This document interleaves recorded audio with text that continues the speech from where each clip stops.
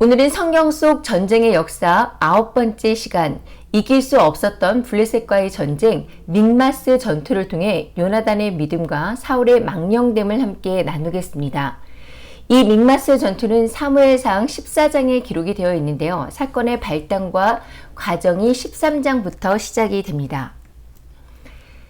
사사시대 말기 엘리 제사장 때부터 사무엘이 선지자가 되어 당시 이스라엘은 계속해서 블레셋에게 괴롭힘을 당하고 있었습니다.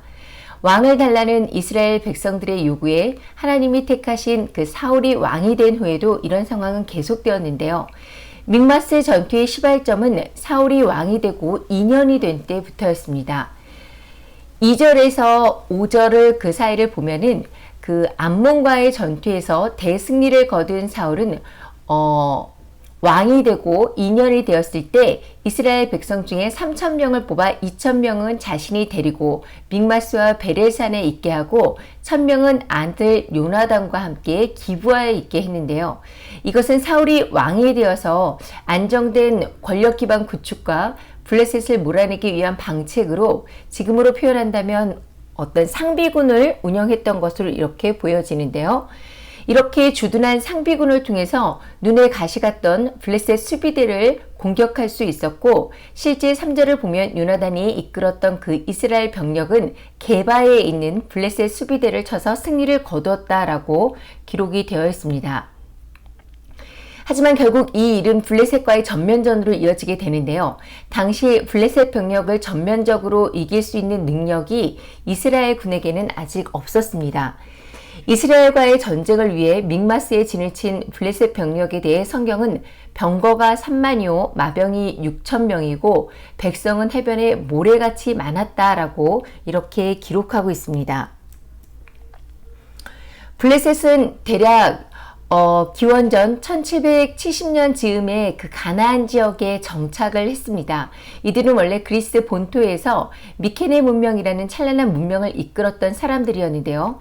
기원전 1200년쯤 이 도리스 사람들이 이들이 살았던 그리스에 침입하면서 살던 지역에서 밀려나서 해상과 육상을 통해서 가나안 땅으로 들어온 민족으로 이렇게 학자들은 보고 있습니다. 이들이 탁월한 전쟁 능력을 가지고 있었고요. 그리고 또 블레셋 사람들의 전쟁 무기 중에서는 가나안 지역에서 가장 강력한 무기로 손꼽혔던 병거가 있었습니다. 미케네 사람들이 그리스 지역에서 찬란한 문명을 만들기 당시에 미케네 사람들은 청동기의 장인들이었고요.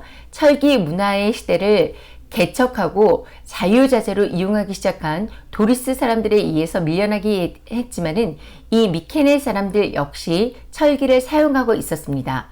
이런 블레셋 사람들과 그들이 보유하고 있는 병거, 그리고 이 병거를 주축으로 한 군대는 당시 이스라엘 사람들에게는 당연히 공포의 대상이 아닐 수 없었던 상황이었죠. 총이나 대포와 같은 화학 무기가 등장하기 전에 고대 전투의 그 전투 방식은 몸과 몸으로 부딪히면서 이루어지는 백병전이었습니다. 그리고 이 백병전은 병사들의 그 조직력을 극대화시키는 진법이 아주 중요했는데요. 이 진법을 파쇄하는 핵심 병기가 바로 마병과 병거였죠. 둘 다 말을 활용한 기동력으로 적진을 향해서 돌격해서 상대의 진을 쪼개면서 상대는 그 조직력을 잃게 되고, 이 틈으로 창과 그 칼을 든 병사들이 뛰어들어서 각계 전투로 상대를 괴멸하는 전법을 쓰게 됩니다. 고대 전투에서 이 병거와 마병은 오늘날 육지전에 비유한다면은 어쩌면 탱크와 같은 그런 기능을 가지고 있다고 생각하면 여러분이 좀 쉽게 이해를 하실 수 있을 것 같습니다. 또 발굴과 기록을 통해서 고고학자들은 이 블레셋 병거에 대해서 어떻게 기록하고 있냐면요. 한 마리나 또는 두 마리가 이렇게 말을 끌고요. 또 한 마리 병거가 병거는 청동과 철겁으로 이렇게 무장된 4개의 바퀴살을 가진 형태고, 병거에는 두세 사람이 이렇게 탈 수 있었습니다. 이 병거에 탄 사람 중에 한 사람은 병거를 모는 사람이었고요. 나머지 둘은 전투병이었는데요. 이들은 모두 청동 또는 철로 된 갑옷을 입고 있었죠.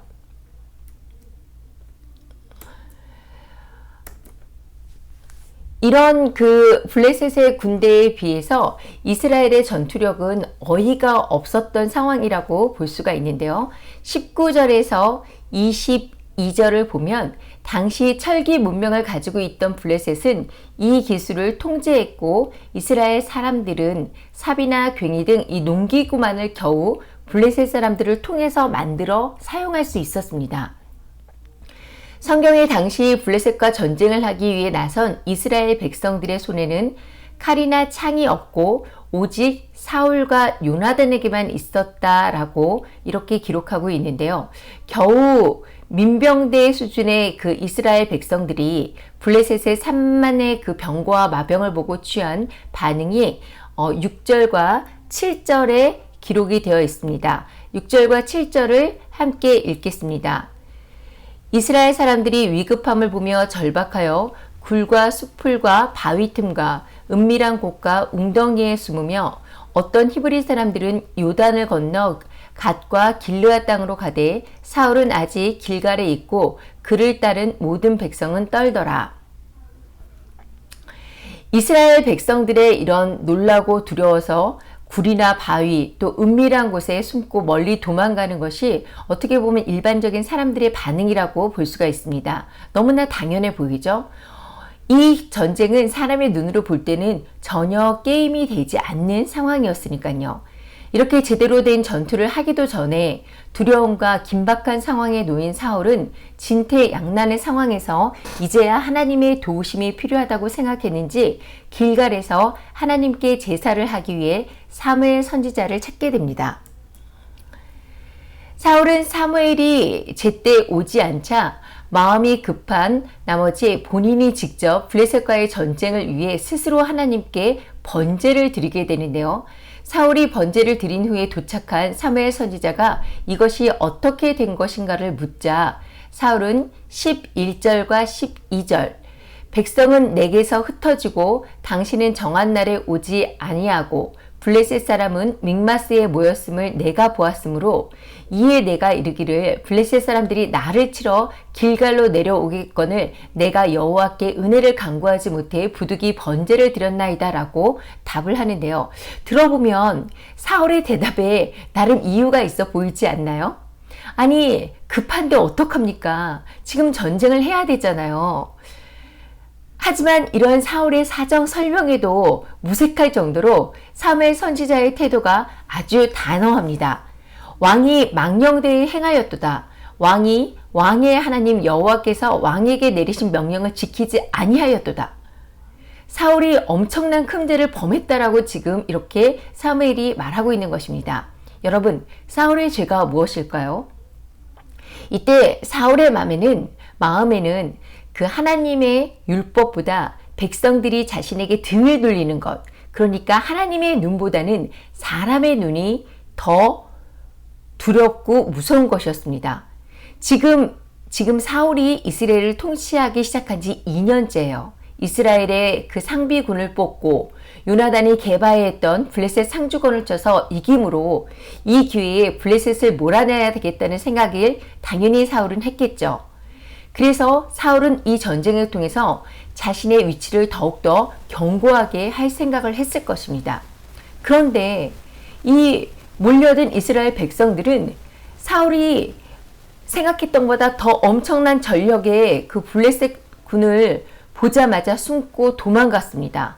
이런 모습을 보고 사울은 이런 백성들을 보면서 사울은 정치적인 위기감을 느꼈던 것이에요.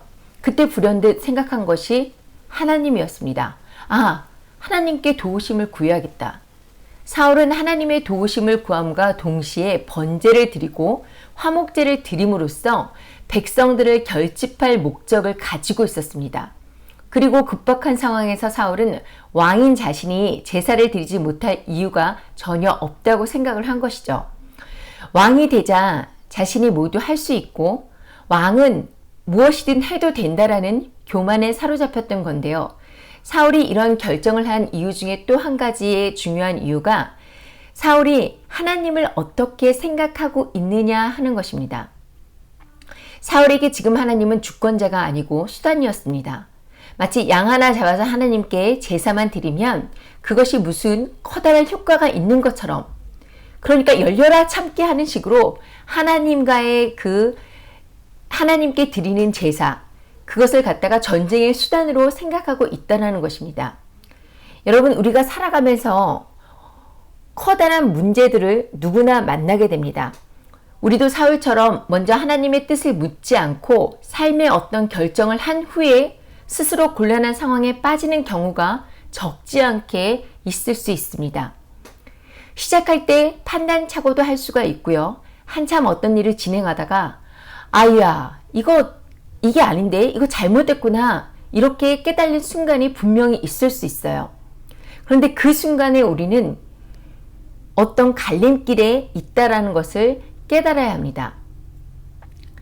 이 이스라엘 백성처럼 자신의 두려움에 있고 어려운 상황을 못 이겨서 분명히 도망치는 사람도 있을 것입니다. 또 본문에서 사울과 요나단의 반응도 완전히 다른데요. 사울은 하나님을 미신 취급하면서 수단으로 여기고 있다면 하나님의 그 인도하심과 권능이 이 사울처럼 행하는 사람들에게 임할 수 있을까요? 결국 사울은 사무엘로부터 책망받고 왕으로서 실패했다라는 선언을 듣게 됩니다. 이렇게 블레셋과의 대치 속에서 이스라엘은 두려움에 흩어지고 겨우 이제 600명 정도가 남습니다. 3만의 병거와 6,000명의 마병, 그리고 거기에 철기 무기를 든 블레셋을 상대로 한 이런 숨막히는 대치 속, 절체절명의 위기 속에서 다른 반응을 보이는 사람이 있는데요. 바로 사울의 아들 요나단입니다. 14장 1절을 함께 읽겠습니다. 하루는 사울의 아들 요나단이 자기의 무기를 든 소년에게 이르되 우리가 건너편 블레셋 사람의 부대로 건너가자 하고 그의 아버지에게는 아뢰지 아니하였더라. 블레셋과 이스라엘이 대치되는 날이 계속되었던 어떤 하루, 그 날에 그 요나단이 자신의 무기를 든 소년, 여기서 소년은 단순히 어린 종을 의미하지 않고요. 그 요나단의 직속 부하 가장 최측근의 그 신복을 의미하고 있습니다. 그 요나단이 자신의 부하에게 우리가 건너편 블레셋 사람들의 부대로 건너가자라고 이렇게 말을 하고 있습니다. 이스라엘이 진을 친 게바와 블레셋군이 진을 친 그 믹마스 사이에는 비가 오는 우기에는 물이 흐르고 건기에는 물이 흐르지 않는 골짜기인 와디 수에이니가 있는데요. 이 게바는 와디 수에이니의 남쪽에 있고 믹마스는 와디 수에이니의 북쪽에 있습니다. 그리고 이 골짜기를 사이에 두고 험한 바위가 양쪽에 있는데 세네는 와디 수에이니의 남쪽에 위치한 바위고요. 보세스는 와디 수에이니의 북쪽에 위치한 바위입니다. 지금 여러분 이렇게 드론으로 보고 계신 곳이 믹마스 계곡인데요. 지금 이 요나단은 이 바위와 계곡을 사이에 두고 대치된 이 전쟁의 상황을 끝내기 위해서 자신의 그 부관에게 이 세네 절벽을 내려가 믹마스 골짜기 이곳을 건너자라고 말을 하고 있는 것입니다.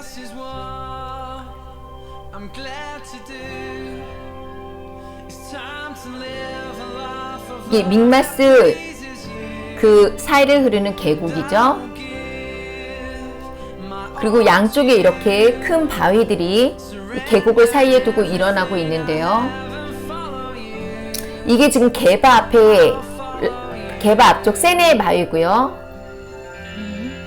반대 왼쪽에 있는 게 보세스 골짜기로 이렇게 보시면 될 것 같습니다.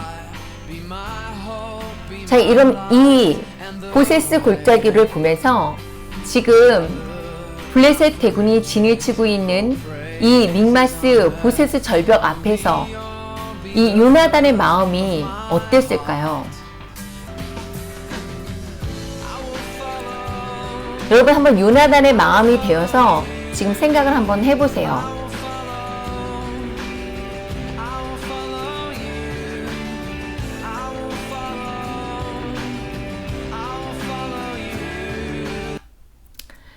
자, 이 요나단의 마음과 요나단이 한 행동이 이제 사무엘 14장에 잘 기록이 되어져 있는데요. 다시 성경으로 돌아와서 14장 6절을 함께 읽도록 하겠습니다. 시작.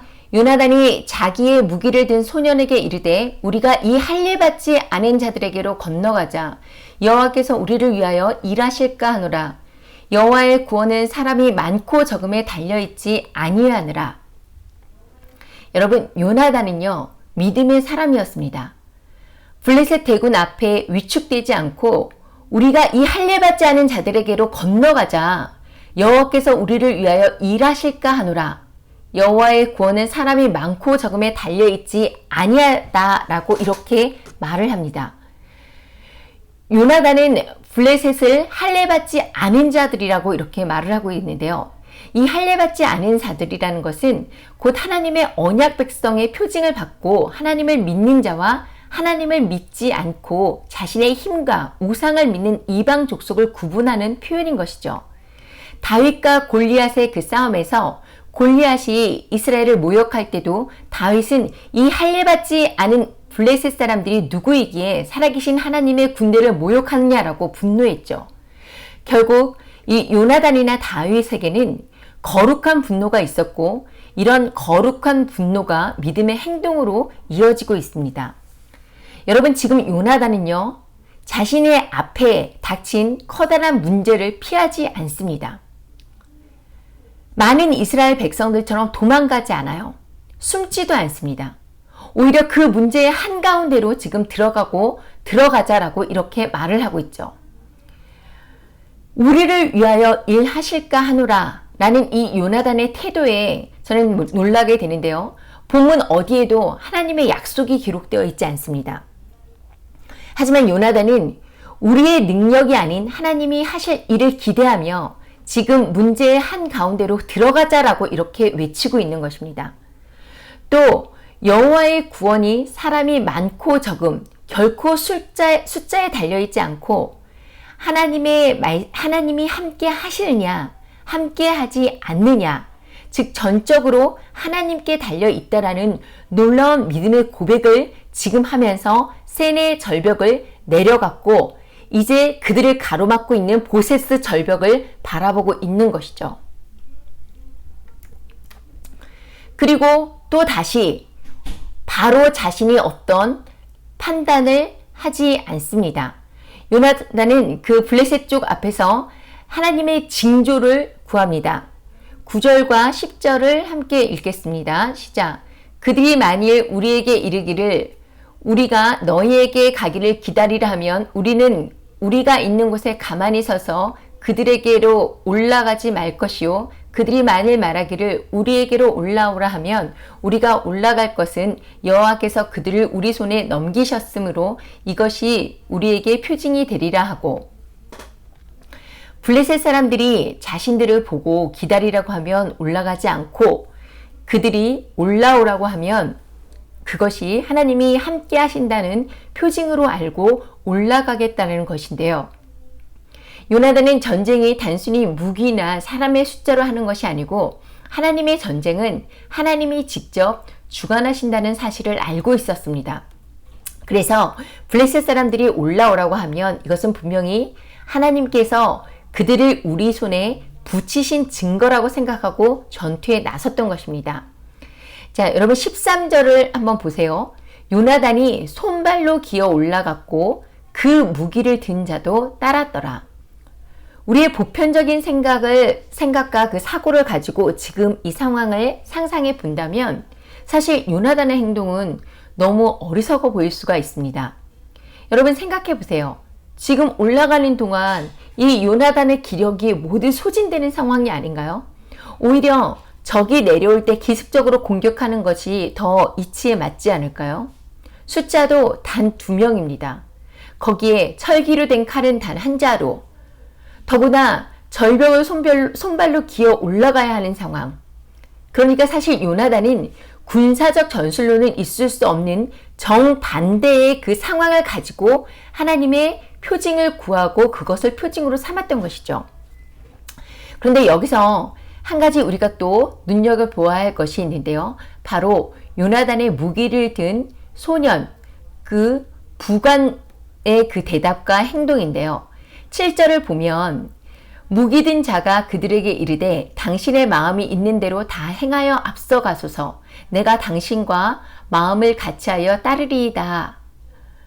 자, 요나단의 병기를 든 이 부관은 요나단의 믿음의 결단을 믿고 따르겠다라고 말을 하고 있습니다. 사실 남의 밑에 있는 사람들의 태도가 이렇게 나오기가 쉽지 않죠. 더군다나 지금 정식으로 전쟁을 하러 가자는 것도 아니고 달랑 두 사람이 숨어가서 그 전쟁을 치르자라는 것입니다. 상대는 어마어마한 그 무장을 한 최고의 병사들을 가진 군대입니다. 그런데 두 명이 적진으로 숨어 들어가자라는 것인데 그것도 살금살금 숨어 들어가는 것이 아니라 완전히 노출된 상태입니다. 이것은 거의 자살과도 같은 무모한 행동이죠. 하지만 그럼에도 불구하고 이 병기를 든 소년 요나단의 부관은 자신의 상관의 말에 기꺼이 따르겠다라고 말하고 있고 요나단을 따르고 있습니다. 지금 요나단에게 600명의 군사보다 이 한 사람의 동역이 더 큰 힘을 발휘하게 하고 있는데요. 여러분, 이런 믿음의 동역자가 있으십니까? 서로의 자리에서 자신의 일에 충실하면서 영적으로 앞선 자의 그 선한 판단에 함께 동참할 때 놀라운 믿음의 역사가 일어나게 됩니다. 여러분, 사도 바울의 놀라운 선교 현장에 누가 있었습니까? 사도 바울의 그 놀라운 선교는 사실 동역의 결과였는데요. 바울에게 누가 있었나요? 바나바가 있었죠. 실라가 있었죠. 디모데가 있었습니다. 또 브루스길라와 아굴라와 같은 동역자도 있지 않았나요? 바울이 이들과 함께 있을 때 큰 일을 감당할 수 있었던 것처럼 우리도 이런 영적인 동역자가 반드시 되어야만 하고 또 이런 영적인 동역자가 있을 수 있도록 그것을 구할 수 있기를 예수님의 이름으로 축복합니다. 사울의 그 불신앙으로 하나님은 전쟁에 개입할 수 없게 되었습니다. 이스라엘의 패배는 거의 확정적이었어요. 이때 이스라엘을 구원하고 싶어 하시는 하나님께서 요나단을 통해서 일하기 시작하셨습니다. 하나님께서 역사하시려면 누군가 한 사람이라도 믿음이 있어야만 합니다. 본문 14절과 15절을 함께 읽겠습니다. 시작. 요나단과 무기를 든 자가 반나절 가리 땅 안에서 처음으로 쳐 죽이는 자가 20명 가량이라. 들에 있는 진영과 모든 백성들이 공포에 떨었고 부대와 노략군들도 떨었으며 땅도 진동하였으니 이는 큰 떨림이 있더라. 자, 요나단이 손발로 바위를 기어 올라갔고 그 무기를 든 자도 요나단을 따라갔습니다. 아마도 이 절벽 위에는 이스라엘의 전세를 살피는 그 블레셋의 전초 부대병들이 있었던 것 같아요. 그들은 손발로 기어오르는 이스라엘 군 겨우 2명을 보고 당연히 비웃었을 것입니다. 상식적으로 그 지대를 지키는 군사들은 저 지대의 적군이 기어 올라오면 손쉽게 상대를 제압할 수 있습니다. 높은 절벽을 손발로 기어 올라가서 모든 힘이 빠진 그 요나단은 단 한 사람도 이기기 어려운 상황이 아니었을까요? 그런데 성경은 요나단이 그 무기를 든 자 부관과 함께 반나절 길에 그 죽인 사람이 20명 정도였다라고 기록을 하고 있습니다. 여러분, 성경을 읽다 보면 우리가 가진 상식으로는 도저히 이해하기 힘든 장면이 종종 나오는데요. 바로 오늘 이 장면도, 이 본문도 그런 장면 중 하나라고 할 수가 있습니다. 아니, 어떻게 고지대에 위치한 군사 20명이 그 절벽 바위 아래에서 바위를 맨손으로 기어 올라온 단 그 2명에게 그렇게 쉽게 당할 수 있었을까요? 15절에 그 궁금증에 해답이 나와 있는데요. 요나단이 그 블레셋 진영 쪽 보세스 절벽으로 올라가 블레셋의 전초 부대와 싸울 때 무슨 일이 일어났을까요? 물론 요나단과 무기를 든 군사의 무예가 출중한 것도 있었겠지만요. 하나님이 보내신 공포가 블레셋 군사를 휘감았습니다. 들에 있는 진영과 모든 백성들이 공포에 떨었고 부대와 노략군들도 떨었으며 땅도 진동하였으니 이는 큰 떨림이었더라. 여기서 떨었다라는 단어는 모두 히브리어 하라드와 하라다로 두려움, 공포, 떨다와 같은 의미를 가지고 있습니다. 믹마스 들에 진을 친 블레셋 진영 캠프와 그 백성들의 부대, 노략군들, 그러니까 특공대라고 할 수 있겠죠. 이들이 모두 두려움에 떨었다라고 되어 있는데요. 노략군이라는 단어의 그 히브리어를 보면 샤하트가 사용되어져 있는 것이 좀 흥미롭습니다. 이 샤하트라는 단어는 노략군이라는 뜻도 가지고 있지만 보통은 적들을 파괴하다, 전멸하다라는 뜻을 가지고 있는데요. 이 말은 그러니까 지금 블레셋의 그 모든 부대와 백성들이 두려움에 떨고 있는 것이 아니라 파괴되어지고 또 자멸되어지고 있다라고 이렇게 볼 수가 있고요. 그 이유가 바로 기록되어져 있죠. 땅이 진동하였으니 이는 큰 떨림이라. 큰 떨림. 여기서 큰 떨림이라는 단어가 지금 엘로힘이라는 단어가 사용되어져 있어요. 여러분, 엘로힘, 하나님을 부를 때 하는 말인데요. 이 엘로힘이라는 단어가 있다라는 것은 지금 하나님의 진동으로 하나님으로 인해서 갑자기 땅에 진동이 일어나고 지진이 일어났다라는 거예요.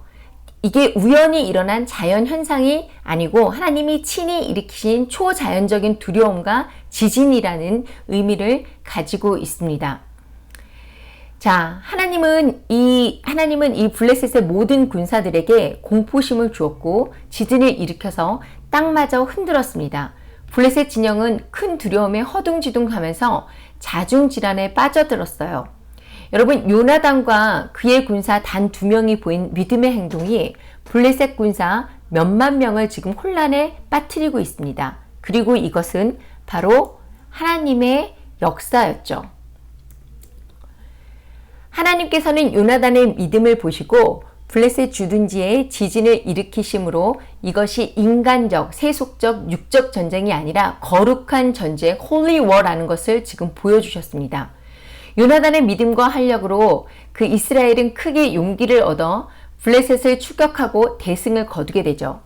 이것은 전적으로 만군의 하나님께서 그들을 통하여 백성들을 위하여 행하신 일이었습니다. 하지만 이것을 보는 사울의 그 행동은 다시 한번 그 사울에게 하나님에 대한 믿음이 없음을 보여주고 있는데요. 요나단의 그 선제 공격으로 혼란스러움을 본 이스라엘의 파수꾼이 그 상황을 사울에게 보고를 합니다. 사울은 누가 진영에서 나갔는지를 알기 위해 인원을 파악하고 요나단과 그의 무기를 든 자가 없다는 것을 알게 됐죠. 사울은 겨우 2사람이 많은 블레셋 군대를 상대로 싸워서는 이런 혼란이 야기될 수 없다는 사실을 알고 제사장에게 하나님께 묻고자 법궤를 가져오고 오라고 하는데요. 19절을 함께 읽도록 하겠습니다. 시작. 사울이 제사장에게 말할 때에 블레셋 사람들의 진영에 소동이 점점 더한지라. 사울이 제사장에게 이르되 내 손을 거두라 하고. 사울은 제사장에게 이 법궤를 가져오라고 했지만 지금 눈앞에 블레셋 진영이 굉장히 혼란스럽고 그 소동이 점점 더 심해지는 것을 보면서 하나님의 뜻을 구하는 것보다 이 순간을 놓치면 안 된다라는 생각에 하나님의 응답을 기다리지 않습니다. 내 손을 거둬라. 여러분, 이게 무슨 뜻일까요? 더 이상 묻지 말라는 거죠. 제사장에게 더 이상 그 대답을 기다릴 필요가 없다라는 것이에요. 여러분, 이 사울이 지금 왜 이런 결정을 하고 있을까요? 사울은 지금 조급해졌습니다. 당장 눈앞에 소동이 일어난 블레셋을 쳐서 이길 수 있는 절호의 기회가 찾아오자 더 이상 하나님의 대답을 기다릴 필요가 없다고 생각을 하고 있는 거예요. 사울은 전세가 유리하게 돌아가자 더 이상 지체할 필요가 없다라고 생각을 했습니다. 사울은 멸망해 가는 적군과 급히 싸우기 위해서 하나님의 대답을 기다릴 필요가 없었는데요. 사울은 법궤를 가져와 하나님께 하나님의 뜻을 구하는 듯 보이지만 이미 자신의 마음속에 답이 정해져 있었습니다. 자신의 눈에 보이는 것을 스스로 판단하고 결정할 뿐 사울에게 제사장을 통한 제사나 하나님의 뜻을 구하는 행위는 단순한 종교적 행사였던 것이죠. 이날 믹마스 전쟁에서 요나단과 그의 부하로 시작된 이 전쟁이 하나님의 두려움과 진동에 사로잡힌 블레셋 진영에서 전에 블레셋의 포로가 되어서 블레셋 군사가 되었던 이스라엘 사람들이 돌이키는 계기가 되고 결국 이 돌이킨 블레셋 사이에 있던 그 이스라엘 백성들이 블레셋을 공격하고 무서워서 또 에브라임 산지에 숨어있던 이스라엘 사람들이 나와서 함께 이 전쟁을 치rum으로써 이 믹마스 전쟁은 승리를 하게 됩니다. 성경은 분명하게 이것이 여호와 하나님이 이스라엘을 구원한 것, 그러니까 즉 이 전투가 하나님이 이스라엘을 구원한 하나님의 전쟁이었다라고 분명하게 기록하고 있습니다.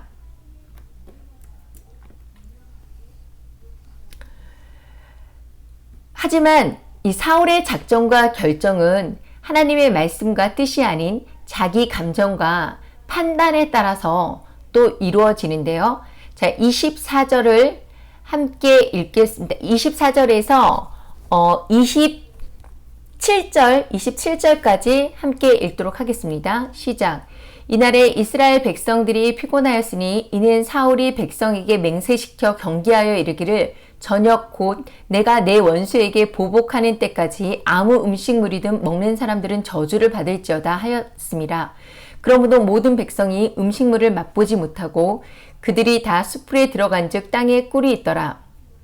백성이 숲풀로 들어갈 때 꿀이 흐르는 것을 보고도 그들의 맹세를 두려워하여 손을 입에 대는 자가 없었으나 요나단은 그의 아버지가 백성에게 맹세하여 명령할 때에 듣지 못하였으므로 손에 가진 지팡이의 끝을 내밀어 벌집에 꿀을 찍고 그의 손을 돌려 입에 대며 눈이 밝아졌더라. 여러분, 사울은 블레셋 군대를 향해서 계속해서 나아가는 그 이스라엘 백성들에게 이 원수들에게 보복할 때까지 이 전쟁이 끝날 때까지 절대 음식을 먹지 말아라 하고 이렇게 금식 명령을 내리고 있어요. 결국 이스라엘 백성들은 블레셋 사람들과 싸우면서 아무 음식도 못 먹고 계속해서 피곤한 가운데 전쟁을 치르게 되죠. 하지만 그 자리에 있지 않던 한 사람, 바로 요나단은 벌집의 꿀을 먹게 되었다라고 이렇게 성경은 말씀하고 있는데요. 하나님의 뜻이 아닌 이 사울 자신의 의지로 이루어진 이 사울의 맹세와 명령은 결국 세 가지의 죄를 불렀습니다. 그 첫 번째는요, 백성들이 죄를 짓게 만드는 결과를 가져왔죠. 사울의 잘못된 금식 명령은 전투로 인해 피곤해서 이미 전세가 기울어진 상황에서 백성들이 음식을 못 먹게 하므로 오히려 이 전투 후에 저녁에 힘이 아주 허기가 져서 잡아온 짐승들을 피채 먹는 그런 죄를 짓게 만들었습니다. 어떤 짐승을 먹을 때 피채 먹는 것은 하나님의 율법으로 분명하게 금지되어 있던 것인데요. 사울의 명령이 결국 백성들에게 큰 죄를 짓는 치명적인 결과를 가져온 것이죠. 또 두 번째, 사울의 금식 명령과 맹세는 이 블레셋 군들을 완전히 전멸시킬 수 있었던 기회를 잃게 만들었습니다. 요나단이 이렇게 얘기를 하죠. 내 아버지께서 이 땅을 곤란하게 하셨더라. 보라, 내가 이 꿀을 조금 맛보고도 내 눈이 이렇게 밝아졌거늘 하물며 백성이 오늘 그 대적에게서 탈취하여 얻은 것을 임의로 먹었더라면 블레셋 사람을 사륙함이 더 많지 아니하였겠냐. 자, 이 사울 왕의 맹세로 블레셋을 완전히 멸망시키지 못하게 되었고요. 이방 민족들로부터 나라를 구하기 위해 그를 왕으로 세우신 하나님의 뜻도 이루지 못하는 결과를 가져오게 된 것입니다. 그리고 또 세 번째는요, 이 맹세가 도리어 하나님을 믿음으로 믿음의 행동을 취했던 그 요나단을 죽게 만들 수도 있었다는 것입니다. 다행히 요나단은 그 하나님이 거룩한 전쟁을 위해 요나단을 사용하셨고 백성들이 이것을 보고 알았기 때문에 요나단을 살릴 수가 있었는데요. 왜 사울왕은 이스라엘의 왕이면서도 이렇게 우리가 얘기하죠? 엑스맨 같은 일을 하고 있는 것일까요? 그 이유를 성경은 이렇게 말하고 있습니다. 36절 사울이 이르되 우리가 밤에 블레셋 사람들을 추격하여 동틀 때까지 그들 중에 탈취하고 한 사람도 남기지 말자. 무리가 이르되 왕의 생각에 좋은 대로 하소서 할 때 제사장이 이르되 이리로 와서 하나님께로 나아가사이다 하매. 또 40절입니다. 이에 그가 온 이스라엘에게 이르되 너희는 저쪽에 있으라. 나와 내 아들 요나단은 이쪽에 있으리라. 백성이 사울에게 말하되 왕이 생각에 옳을 대로 하소서 하니라. 여러분, 왕이 생각에 좋을 대로 하나님께서 하나님의 나라를 세우기 위하여 이스라엘 백성들을 택하시고 구원하여 가나안 땅에 이르게 하셨는데 하나님의 나라를 이루지 못했던 이유가 어디에 있었나요? 이스라엘에 왕이 없으므로 이스라엘 백성들이 자기 소견에 옳은 대로 행하였기 때문이라고 기록되어 있지 않았나요? 그런데 이스라엘 백성들은 자신들에게 왕이 없어서 이웃 이방 족속들에게 괴롭힘을 당한다고 생각하고 하나님께 왕을 구했습니다. 그런데 지금 어떻게 되고 있어요? 하나님의 통치를 실현해야 될 왕, 그 왕의 생각에 옳은 대로 하나님의 뜻에 옳은 대로 통치해야 할 하나님이 세우신 그 사울 왕의 생각에 옳은 대로 지금 행하고 있습니다. 다시 말해서 여전히 그 사사시대와 마찬가지로 이 사울 왕의 시대에도 자기 소견에 옳은 대로 그렇게 자기 생각에 옳다고 생각되는 대로 지금 행동하고 있다라는 것이에요. 성경은 오늘 이 블레셋 대군을 상대로 한 이 믹마스의 전투를 통해서 두 사람의 믿음을 분명하게 우리에게 대조해서 보여주고 있습니다. 요나단은 이것을 혈과 육, 국가 대 국가 간의 전쟁이 아닌 하나님의 백성과 할례없는 자들의 전쟁, 즉 언약의 후손과 우상의 세력, 하나님의 사람과 세상의 사람 사이의 영적 전쟁이라는 것을 깨달았습니다.